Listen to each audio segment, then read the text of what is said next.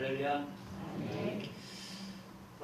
우리 요즘은 이제 지방에 성교육의 지방예배로 이제 목사님들이 회의를 하는데 총회장님이 오셔서 인사를 하더라고요. 요즘 뭐 안녕하십니까, 뭐 악수 같은 것도 이제 뭐 조심할 테니까 총회장님 인사가 이렇게 하더라고요. 원더풀. 따라서 해보세요. 시작. 원더풀. 그게 뭔가 했더니 원하는 것이 더 잘 풀려지기를 바랍니다. 의미를 아니까 해볼만 하죠? 옆 사람에게 원하는 것이 더 잘 풀려지기를 바랍니다. 시작. 원더풀.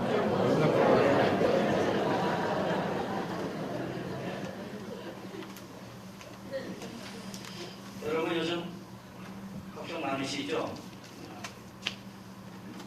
저희 장인 어린이 지난주하고 지난주 안 오셨어요. 그래서 오늘 왜 안 오시고 오늘 오시라고 전화했더니 장인 어린이 하는 얘기가 내가 가는 건 괜찮은데 인천에서 오시거든요. 전철을 타고 여기까지 오는데 전철 타고 오다가 혹시라도 전철 안에 사람들이 여러 사람들이 많은데 혹시라도 그래서 내가 교회에 가가지고 성도들한테 민폐를 끼치면 그게 되겠나. 그래서 그냥 잔잔해질 때까지 인천에서 예배 드릴게. 참 이게 어떻게 보니까 유효하는 말씀인 것 같기도 하고 어르신들의 마음이에요. 참 안타깝잖아요. 여기저기 난리예요. 걱정을 넘어서서 공포 수준이에요. 감염되면 어떠나 죽으면 어떡하나 많은 사람들이 두려워 떨고 있죠. 이게 뭐 남 얘기 아니잖아요. 정도의 차이만 있을 뿐 저와 여러분들 얘기는 아닌 것 같아요. 근데 여러분 이럴 때일수록 우리는 지혜롭게 잘 대처를 해야 돼요. 두 방향으로 대처하십시오. 두 방향.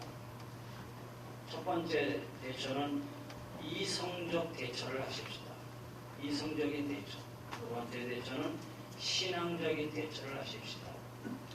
이성적인 대처라는 건 뭐냐면은 무엇보다도 정확한 정보에 기초해서 조심하자라는 뭐 마스크를 낀다든지 많은 사람들이 있을 때 뭐 전철 타고 그럴 때 마스크를 쓴다든지 외출하고 들어가서 손을 잘 씻는다든지 들어올 때 손소독제 있잖아요. 소독제를 잘 사용한다든지 개인위생 각별히 신경을 써야 되고요. 근데 이거는 뭐 특별한 게 아니라 우리가 상식적으로 아는 거니까 상식적인 것들을 잘 실천하자라는 거예요. 그런데 너무 과도하게 염려해서 지나친 행동을 해요. 그러다 보니까 불안감이 편성되고 또 여러 이러저런 상황 속에서 사람들에게 불편함을 가져다 주기도 되고요. 참 나쁜 사람들 많아요. 요즘 마스크 구하기 어렵다. 마스크가 필요하다 그러니까 뭐 10배, 20배, 막 수십 배로 올리는 그런 어떤 상인들이 있어서 장사 한 번 하고 끊는지는 모르겠지만 참 안타까워요. 어제는 뭐 성도님들이 쓰는 주로 카톡 속에서 저도 이제 가입되는 카톡에 들어보니까 띵하고 오기를 한국 사람 뭐 코로나 바이러스로 인해서 첫 번째 사망자가 나오면은 절대 누르지 마세요. 그러더라. 받으셨어요? 왜 누르지 마세요? 그거 누르는 순간에 돈이 빠져나가는지 안 빠져나가는지 모르지만 돈이 빠져나갑니다. 뭐 이런 뉴스들 참 안타까워요. 그러니까 별별 가짜 뉴스들이 막 그냥 온 사방에 막 천지에 떠돌아다니고 있고요. 뭐 중국산 김치를 먹으면 감염된다. 그 다음에 예방되려면은 양파에 소주를 타서 먹으면 된다. 그런 가짜 뉴스들. 여러분 이럴 때일수록 우리는 정확한 뉴스에 기초해서 의료인들이 제공한 의학 지식이나 아니면은 방송을 통해서 질병관리본부나 그다음에 정부에서 정확하게 말하는 그런 어떤 정보를 통해서 현명하게 잘 대처해야 돼요. 이런 것이 이성적인 대처예요. 그래도 우리 그리스도인들은 여기서 한 번 더 나가야 되죠. 신앙적인 대처를 해야 돼요. 아무리 인간이 의학적, 과학적 지식과 정보를 갖고 조심한다고 해도 사실 한계가 있잖아요. 한계가 있어요. 미국의 국립보건원 원장 프랜시스 S. 콜린스 박사가 이런 말을 한 적이 있어요. 과학은 하나님은 알고 계셨지만 인간이 몰랐던 것을 하나하나 발견해가는 과정이다. 과학이라는 것은 하나님은 다 알고 계셔요. 그런데 인간은 몰랐어요. 그런데 그 몰랐던 것을 하나하나 발견해가는 것이 과정이다라는 거예요. 그게 과학이다라는 거예요. 그래서 현명한 과학자는 연구하면 연구할수록 인간의 한계를 절실하게 경험하게 된다 그래요. 많은 사람들이 신앙은 비과학적이다. 여러분 신앙이 비과학적입니까? 그게 아니고 신앙은 초과학적입니다. 비과학과 초과학의 차이는 다릅니다. 과학적 이치에 맞지 않는 미신적인 것은 비과학적입니다. 그러나 초과학은 과학의 원리는 존중합니다. 그러나 그것을 넘어서는 영적 세계와 하나님의 초자연적인 능력을 인정하는 것이 초과학입니다. 신앙은 비과학이 아니에요. 초과학이다라는 거예요. 여러분 잘 생각해 보세요. 요즘 신종 코로나 바이러스 감염병 이외에도 사실 보면 얼마나 많은 질병이 있는지 몰라요. 의학적인 연구 결과 많은 의료 혜택을 받고 있지만 여전히 치료받을 수 없는, 치료할 수 없는 그런 불치병들이 얼마나 많은지, 심지어 병명조차 알지 못하는 병들이 많이 있어요. 뭐 그런 질병뿐만 그러겠어요? 세상 살아가는 동안 얼마나 많은 난제들이 있는지 몰라요. 그런 것들을 하나하나 생각해 보면요, 정말 걱정도 많고 두려움에 사로잡힐 수밖에 없어요. 세상 살아가는 데 있어서 어린 학생들 스트레스, 학업 스트레스, 진학 스트레스, 2030 젊은이들 미래의 진로, 이런 스트레스, 4050 세대 노후 문제, 그 다음에 6070 그 이상의 세대는 건강 문제, 죽음의 문제. 여러분 세상 사는 게 얼마나 복잡하고 얼마나 많은 일들이 우리 안에 있는지 몰라요. 뿐만 아니야. 여러분 눈을 눈을 크게 한번 뜨고보세요. 세계 도처에 전쟁, 분쟁, 테러, 재난, 사건 이런 사고들이 사실 얼마나 많은지 몰라요. 우리가 알지 못하고 그냥 넘어가고 있을 뿐이지. 1년에 한 번씩 뉴욕에서 그 세계 종말 시간을 예고하는 그런 행사를 한다고 그래요. 그래서 지구의 종말 시계가 지금은 몇 시쯤 됐나 그것을 이렇게 사람들에게 알리는 그런 행사를 한다고 하는데, 그러니까 미국의 핵과학자회 BAS 주최로 워싱턴 DC에서 행했다고 그래요. 근데 지금의 세계 종말 상황이 종말 100초 전이다. 그렇게 얘기해요. 그럼 작년에 2019년대에는 시계가 어떻게 됐냐면 종말 2분 전이었어요. 종말 2분 전으로 발표했는데 2020년대에 와서는 종말 100초 전으로 바뀌었어요. 이제 분에서 초로 바뀌었어요. 내년 2021년도에는 어떻게 발표하는지 모르겠는데 100초보다 좀 더 앞당겨지겠죠. 그죠? 여러분 개인적으로, 사회적으로, 국가적으로, 세계적으로 얼마나 문제들이 사방에서 우리에게 조여들고 있는지 몰라요. 이런 것들 그냥 우리가 모르고 지나가서 그렇지, 가만히 생각해 보면은 요즘 신종 코로나 바이러스 정도의 수준이 아니에요. 그거는 어마어마한 위기에 처해 있는 거예요. 그러나 여러분, 하나님은 신실하신 하나님이십니다. 할렐루야. 신실하신 하나님. 하나님은 언젠가 우리에게 종말은 있겠지만 종말이 있기 전까지 모든 인간과 피조물의 생존을 보장해 주신다고 약속하셨어요. 특별히 예수 그리스도의 십자가의 보혈로 그 예수 그리스도를 믿고 하나님의 자녀가 된 주의 성도들, 그리스도인들, 바로 여러분들, 하나님께서 철저하게 지켜주시겠다고 약속해 주셨어요. 하나님의 자녀들은 하나님이 지켜주신다라는 거예요. 여러분 이것이 우리의 신앙이에요. 이것이 오늘 우리의 믿음이다라는 거예요. 그래서 신앙적 대처는 이런 거예요. 우리가 잘 믿음 안에서 섰으면 좋겠어. 그래서 늘 너무 지나치게 걱정하지 않았으면 좋겠어. 걱정한다고 해결되는 거 아니죠. 티베트 속담에 이런 말이 있다고 그래요. 걱정해서 걱정이 없어진다면 걱정이 없겠다. 정말 딱 맞는 말이죠. 걱정해서 걱정이 없어진다면 걱정이 없겠다. 여러분, 걱정 물리치고 어떤 상황에서도 승리할 수 있는 비결은 오직 하나님을 경외하는 신앙뿐입니다. 할렐루야. 그래서 이 두 가지 대처를 잘하고 샀어요. 신앙적인 대처와 이성적인 대처를 잘해서 이 어려움을 잘 이겨내시기를 바랍니다. 오늘 이 시간에 시편 121편, 우리를 지키시는 하나님, 우리를 보호하시는 하나님, 오늘 이 말씀 속에서 여러분 믿음에 굳게 서서 어려운 상황에서도 승리하며 나갈 수 있는 귀한 성도의 삶이 되시기를 바랍니다. 오늘 여러분 121편에 오늘 말씀의 표제를 보니까 성전에 올라가는 노래, 성전을 향해 올라가는 노래, 이것은 성전을 향해 여행하는 순례자들이 부르던 노래예요. 성전을 향해서 순례자들이 이제 여행을 하면서 부르는 노래인데 이걸 순례시라고 해요. 순례시. 근데 이 순례시는 120편부터예요. 우리가 여기서 120편도 성전에 올라가는 노래 했잖아요. 120편부터 몇 편까지 있냐면 134편까지 있어요. 134편까지 쭉 성전에 올라가는 노래예요. 근데 그 중에서도 우리가 대표적으로 우리가 가장 애송하는 시가 121편이죠. 그래서 이 시의 주제는 우리 인생의 보호자 되신 하나님, 우리 인생의 삶 속에서 우리를 지켜주시는 하나님, 백성들이, 성도들이 성전을 향해서 순례의 길을 떠납니다. 성전을 향해서 순례의 길을 떠나는데 순례의 길을 가는 도중에 사막을 지납니다. 광야를 통과합니다. 광야가 얼마나 위험한 곳입니까? 기후, 강도, 맹수, 여러 위험들이 곳곳에 도사리고 있어요.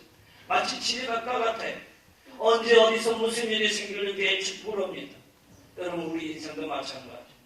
우리의 인생의 길, 광야의 인생이라고 그러잖아요. 오늘 현대의 인생도 마찬가지예요. 환경은 많이 좋아졌지만 온갖 위험이 우리를 공격하고 그래서 우리는 그 공격 속에 웅크리려고 그러고 사건과 사고와 질병과 온갖 것들이 온갖 문제의 것들이 이 주변에 얼마나 많은지 몰라요. 그래서 우리는 광야 같은 인생 속에서 지금도 걸어가고 있잖아요. 그런 가운데 늘 불안과 긴장 속에서 살아가게 되죠. 그러면 이런 광야 인생 속에서 우리에게 꼭 필요한 게 뭐냐? 보호자죠. 보호자예요. 그래서 사람들은 자기를 보호해 줄 수 있는 그 무엇인가 어떤 존재를 찾으려고 그러죠. 나를 지켜줄 존재가 과연 무엇인가? 그래서 자신의 소유나 아니면 권세나 이런 것들을 가지려고 해요. 그래서 이런 소유를 통해서 이런 것들이 돈이 나를 지켜줄 것이다. 또 권세를 통해서 권력이 나를 지켜주실 거다. 물론 어느 정도는 지켜주고 보호해 주겠죠. 그런 한계가 있겠죠. 이런저런 한계를 느끼면 사람들 어떻게 되겠어요? 또 다른 어떤 것을 찾으려고 하잖아요. 요즘 젊은이들이 뭐 사주 카페 같은 것만 찾아간다면서요. 여러분 그런 것들이 우리의 보호자가 될 수 있는 건 아니잖아요. 그나마 사람이 보호자가 되어준다는 건 참 다행스러운 것 같아요. 예를 들어서 뭐 아이에게는 부모님이 보호자가 되주겠죠. 근데 아이에게 부모의 보호자도 어느 정도지. 예를 들어서 아이들이 열심히 공부해서 대학 가게 하기 위해서 뒷바라지 해주는 거, 이건 보호자의 입장이지만 시험을 대신 줄 수는 없잖아요. 공부를 대신해 줄 수는 없잖아요. 학교 종 시험장 앞에까지는 인도해 줄 수 있지만 시험장 안에 들어가서 시험을 칠 수 없는 건 보호자잖아요. 마찬가지. 장성하면 배우자가 보호자가 되고 노년에는 자식이 보호자가 되고 그러나 영원할 수 없지. 아무리 사랑해도 도움이 되지 못할 때가 많다라는 거예요. 어떤 중년 부부가 있었는데 이 부부 중 아내가 갑자기 큰 질병을 얻었어요. 그래서 수술을 해야 돼요. 병원에 입원해서 수술을 받게 되는데 수술 받기 전에 간호사가 종이 한 장 들고 오잖아요. 무슨 종입니까? 수술 동의서. 수술을 받다가 어떤 일이 있어도 감수한다는 서약식.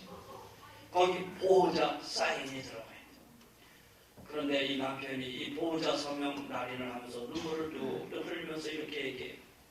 아내가 병드는 것도 몰랐고 병든 지금 아무것도 해줄 수 없는 내가 무슨 보호자냐. 사인하라니까 어떻게 사인을 하지만 병드는 것도 몰랐고 병든 아내를 위해서 내가 해줄 것도 아무것도 없는데 내가 무슨 보호자냐. 그래요. 여러분, 인간은 아무리 능력이 있어도 사랑이 넘쳐나도 완전한 보호자가 될 수는 없어요. 자기 자신도 지킬 수 없고 서로 지켜주지도 못해요. 오늘 본문의 말씀에 오늘 설교의 결론은 이와 하나입니다. 오직 하나님 한 분만이 나의 영원한 보호자가 되십니다. 할렐루야. 오직 하나님 한 분이신 그분이 완전한 나의 보호자가 되신다는 거예요.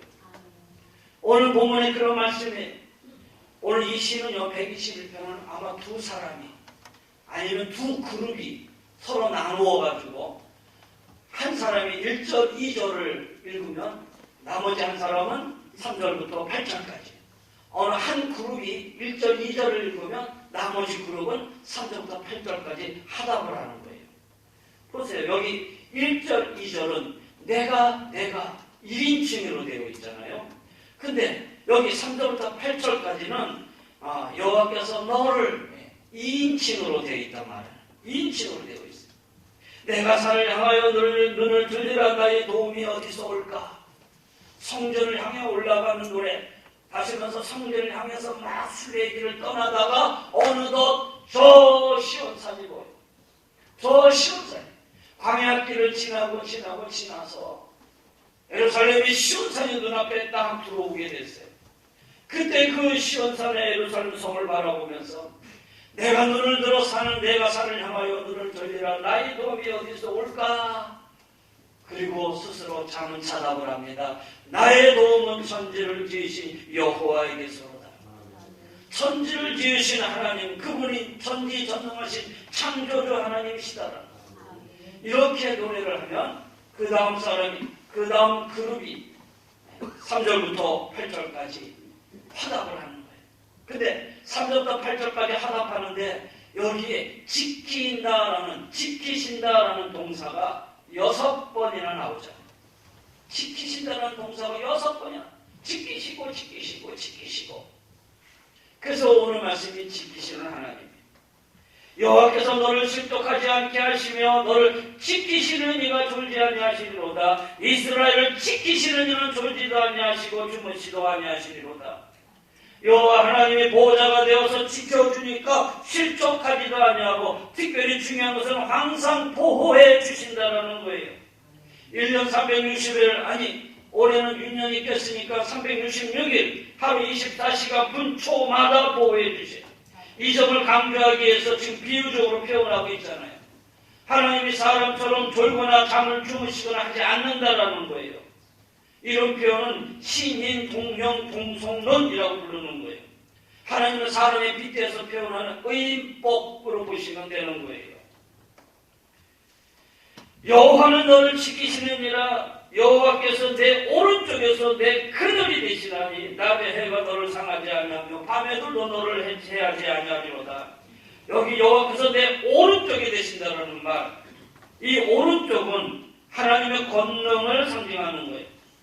하나님의 권능, 방향적으로 오른쪽이 아니라 하나님의 권능을 상징하는 것이고, 여기 그늘이라는 말은 하나님의 보호를 상징하는 거예요. 그러니까 하나님의 권능으로 우리를 보호해 주신다라는 거예요. 광야 사막에 여러 가지 위험이 많이 있는데 낮에는 열사와 그 다음에 밤에는 추위와 그 다음에 차가운 달빛이 사람을 힘들게 해요. 사막은 개활지이기 때문에 달빛이 많으면 강도와 맹수의 위험에 노출돼 너무 밝아서 눈에 치명적으로 어려움을 당한다고 그래요. 그 추위는 뇌에 손상을 주기도 해요. 그런데 하나님이 그늘이 되어주셔서 보호해 주신다는 보세요. 여호와께서 너를 지켜 모든 환난을 면하게 하시고 또 내 영혼을 지키시로다. 여호와께서 너의 출입을 지금부터 영원까지 지키시리로다. 어떤 환난이요? 모든 환난이다라는 거예요. 그 어떤 환난, 모든 환난에서 지켜주신 인생 가운데 발생할 수 있는 어떤 상황 속에서도 하나님은 우리를 보호해 주신다라는 거예요. 육체뿐 아니라 영원까지도 지켜주신다라는 거예요. 언제까지? 영원까지라는 거예요. 사람 육체가 안전해도 마음이 불안하고 흔들리면 힘들어요. 그렇죠? 그래서 우울증도 생기고 정신병도 생기고, 그런데 하나님은 그 마음과 생각조차도 지켜주신다라는 거예요. 우리가 이 땅을 떠나는 그 순간까지, 천국문에 들어가는 그 순간까지 하나님이 인도해 주신다라는 거예요. 하나님이 항상 지켜주신다. 낮에도 밤에도 지켜주신다. 그 하나님이 오늘 우리가 어디서 무엇을 하든지 간에 보호해 주신다라는 거예요. 그런데 가면은 낮에는 같이 활동하다가 밤에 잠잘 때는 불치 못 쓰잖아요. 그렇잖아요? 낮에 같이 있다고 해서 밤에 다 같이 자는 게 아니라 밤에도 지켜야 돼요. 그래서 불치범을 정해가지고 밤새도록 지킨다는 거예요. 하나님은 나를 지켜주시는 거예요. 하나님은 끝까지 우리를 보호해 주시는 분이다라는 거예요.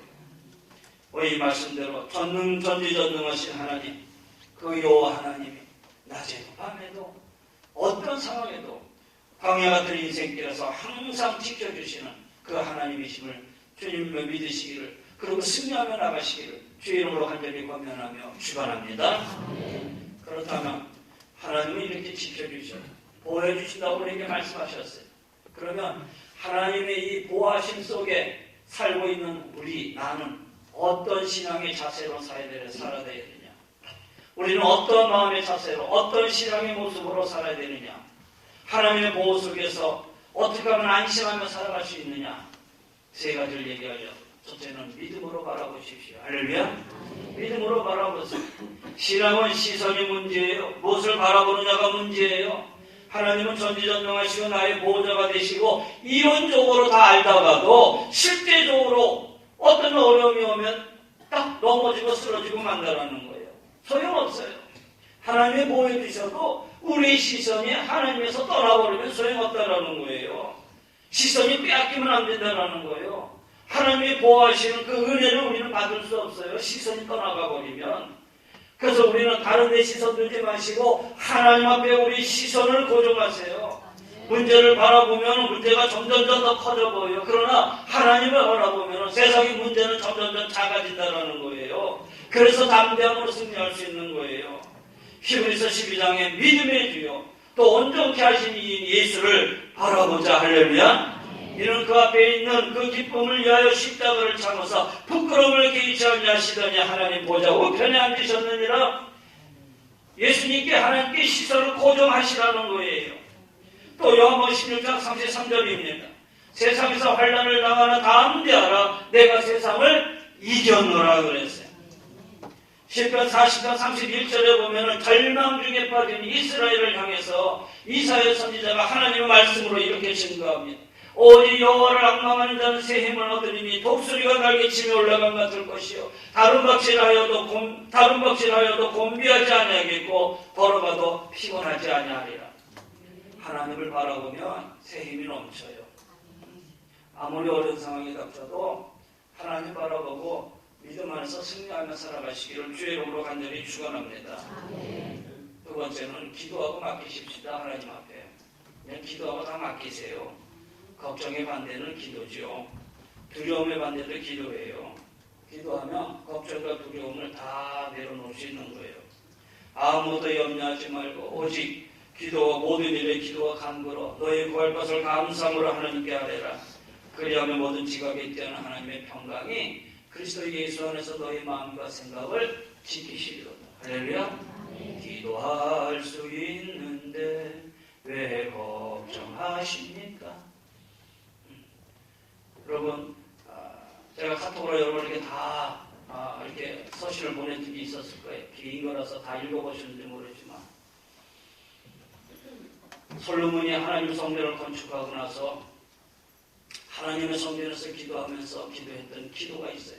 하나님 나라에 연병이 돌거든. 여러 가지 많은 질병과 어려움과 고통에 당하거든.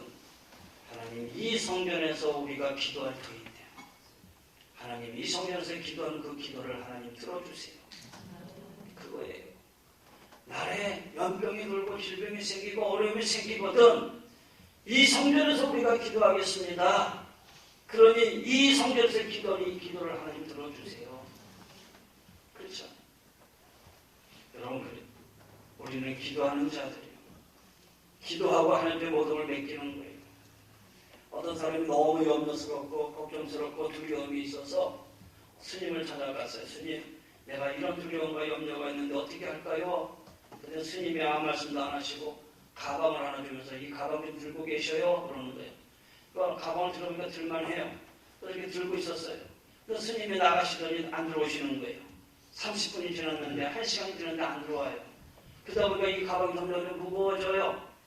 그러다가 이 사람이 얘기합니다. 아, 스님 언제 오실 거예요? 왜 안 들어오셔요? 그랬더니 그때 스님이 쓱 들어오면서 아니 그거 여태껏 들고 계셨어요? 그러는 거예요. 그 말은 무슨 말이에요? 내려놓으라는 얘기잖아요. 무거우면 내려놓으라는 얘기잖아요. 그래서 그 남자가 깨달음을 얻었다는 거예요. 아, 걱정과 근심이면 내려놓는 게 상식이구나. 근데 여러분, 신앙은 여기서 한 걸음 더 나가는 거예요. 성경은 여기서 한 걸음 더 나가요. 성경은 뭐라고 얘기하고 있어요? 내려놓고 어떻게 해라? 맡기라. 맡기라. 내려놓는 걸로 끝나는 게 아니에요. 성경은 여기서 맡기는 거예요. 베드로서 5장 7절에 보세요. 너희 염려를 다 주께 맡기라. 이는 그가 너희를 돌보심이라. 하려면 내려놓는 걸로 끝나는 게 아니라 한 번 더 나가서 하나님의 말씀은 맡겨놓는 거예요. 모든 염려 남김없이 던지라라는 거예요. 전적으로 맡기라는 거예요. 그러면 하나님이 책임져 주신다는 거예요. 기도한 후에 이런 맡김이 있어야 진짜라는 거예요. 여러분 맡기시기를 바랍니다. 하나님 앞에 다 내려놓으시고 내려놓으면 끝난 게 아니라 하나님 이제 맡으세요. 하나님 앞에 맡겨놓으시기를 바랍니다. 그 다음에 마지막은 순종하며 따라가십시다.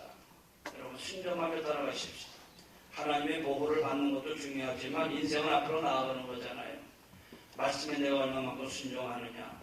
그 말씀에 순종해서 우리는 하나님의 인도를 받아야 돼요. 말씀은 인생길의 등불과 빛이 돼요. 시편 119편에 주의 말씀은 내 발의 등이요 내 길의 빛이니이다. 말씀을 통해 깨달아서 하나님의 뜻대로 순종하며 따라가면 반드시 승리한다라는 거예요. 시편 119편 165절에 주의 법을 사랑하는 자에게는 큰 평안이 있으니 그들에게는 장애물이 없으리로다. 여러분 두려움이 없이 평안하고 인생길을 가다 걸려 넘어지지 않고 앞으로 나아간다는 것 순종하며 말씀 안에 살아가는 자들을 얘기하고 있는 거예요. 거기에 축복의 은혜가 함께하기를 주의 이름으로 간절히 권면하며 축원합니다. 여러분 우리는 하나님이 우리를 지켜주셔요. 하나님이 우리를 보호해 주셔요. 그 보호해 주시고 지켜주시니까 하나님 앞에 우리 순종하며 따라가시고요. 믿음으로 내려놓고 기도함으로 내려놓고 맡기시고요. 그리고 우리 시선을 하나님 앞에 고정하세요. 하나님 앞에 우리 시선을 놓고 어떤 상황에도 흔들리지 말고 믿음 안에서 승리하며 살아가는 우리 은혜들에게 모든 성도들이 다 되시기를 주님 이름으로 간절히 권면하며 축원합니다. 들어가십시다.